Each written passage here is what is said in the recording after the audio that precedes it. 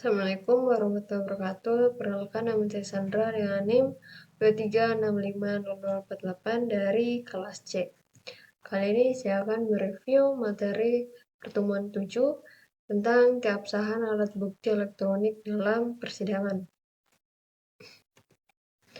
Pertama, sistem elektronik dan persyaratan formil.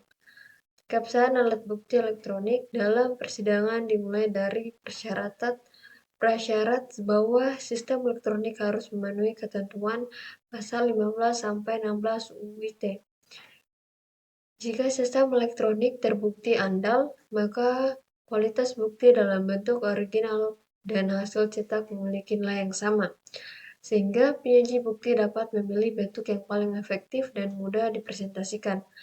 Namun, terdapat prasyarat formil yang harus diperhatikan berdasarkan pasal 5 ayat 4 UU ITE yang menyatakan bahwa informasi atau dokumen elektronik tidak sah untuk surat yang menurut undang-undang harus dibuat tertulis, serta surat dan dokumen yang harus di dalam bentuk akta notaris atau akta pejabat. Selain itu, pasal 43 UU ITE mengatur bahwa penggeledahan atau penyitaan sistem elektronik harus dengan izin Ketua Pengadilan Negeri dan harus menjaga kepentingan pelayanan umum, mencerminkan prinsip keseimbangan antara perlindungan hak privasi dengan kebutuhan pembuktian. Kedua, pemilihan bentuk penyajian bukti. Pemilihan antara bentuk asli atau hasil cetak bukti elektronik bergantung pada konteks dan efektivitas presentasi. Untuk kasus seperti perampokan yang terekam CCTV, bentuk asli atau rekaman video digital lebih baik karena memuat gambar bergerak dan suara yang memudahkan pemahaman fakta hukum.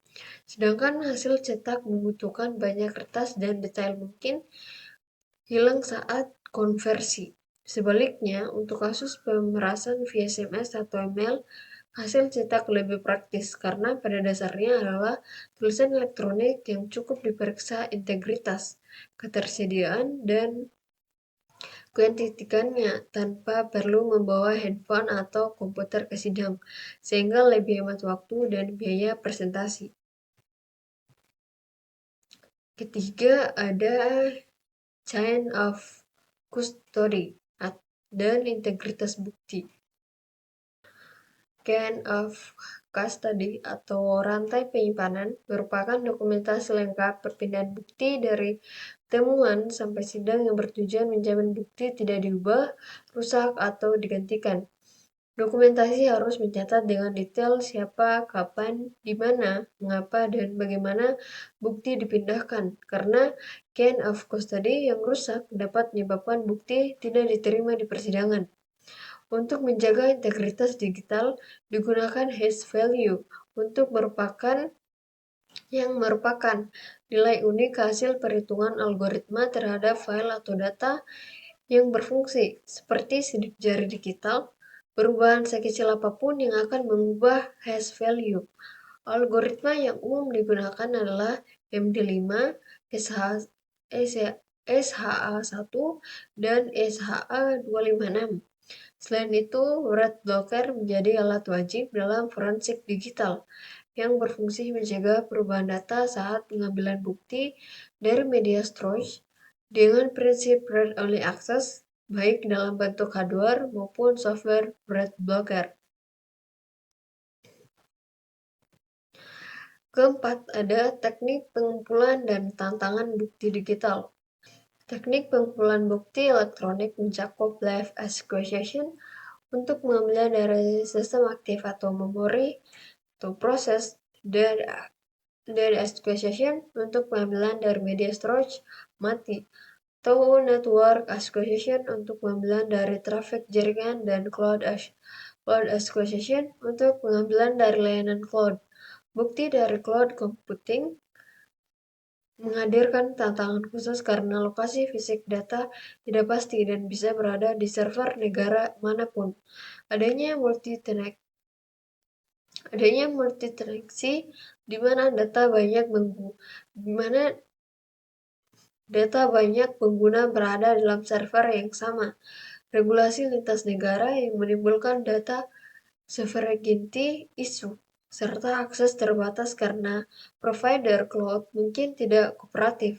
Studi kasus bukti dari media sosial seperti ujaran kebencian di Twitter menunjukkan tantangan di mana akun bisa dihapus dan konten bisa diedit, sehingga solusinya memerlukan screenshot dengan timestamp, menggunakan archive today, dan permintaan data langsung kepada platform media sosial.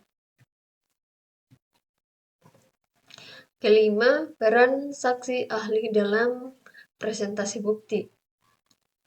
Saksi ahli digital forensik memiliki peran krusial dalam persidangan dengan kualifikasi berupa sertifikasi, yaitu CA, CAVI, atau ENCE, pengalaman dan pendidikan yang memadai. Tugas mereka mencakup menjelaskan metode pengumpulan dan analisis, membuktikan integritas bukti, menerjemahkan istilah ke teknis ke bahasa hukum, serta menjawab pertanyaan dari jaksa, pengacara, dan hakim. Strategi efektif dalam presentasi bukti elektronik di persidangan meliputi simply atau sederhanakan penjelasan teknis, visualis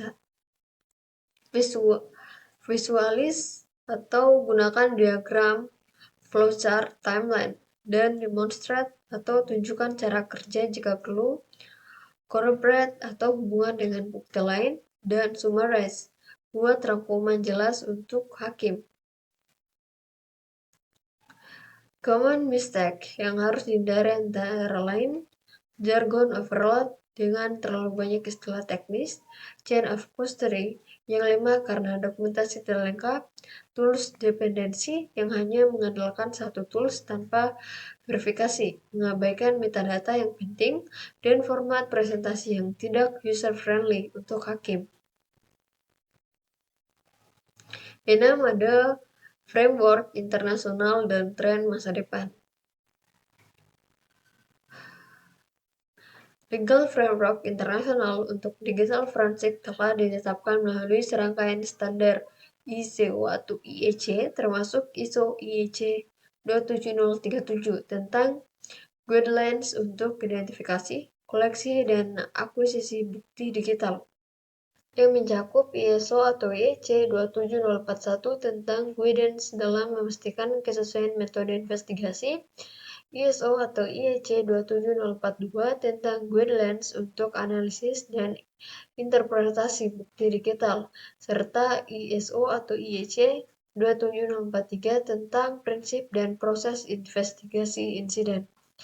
Tren digital forensik masa depan mengarah pada penggunaan AI dan machine learning untuk otomatisasi analisis big data, IoT forensik untuk bukti dari smart devices seperti kamera, speaker, dan sensor, blockchain forensik untuk pelacakan transaksi cryptocurrency, dan standarisasi cloud forensik melalui framework internasional. Terakhir, kesimpulan. Keabsahan alat bukti elektronik dalam persidangan sangat bergantung pada pemenuhan syarat formil dan material yang ketat berdasarkan UU ITE. Pilihan antara bentuk asli dan hasil cetak harus didasarkan pada efektivitas presentasi dan konteks kasus. Digital forensik dan chain of custody menjadi elemen krusial untuk menjamin integritas bukti dari pengumpulan hingga presentasi di persidangan. Presentasi bukti digital harus disesuaikan dengan audiens, khususnya hakim yang mungkin memiliki latar belakang non-teknis, sehingga diperlukan kemampuan menerjemahkan kompleksitas teknologi ke dalam bahasa hukum yang mudah dipahami. Dengan perkembangan teknologi yang semakin pesat, penegak hukum dan praktisi forensik digital harus terus mengikuti standar internasional dan tren terkini untuk memastikan bukti elektronik dapat diterima dan dipertahankan dalam proses peradilan. Mungkin itu saja yang bisa saya jelaskan. Sekian, terima kasih. Assalamualaikum warahmatullahi wabarakatuh.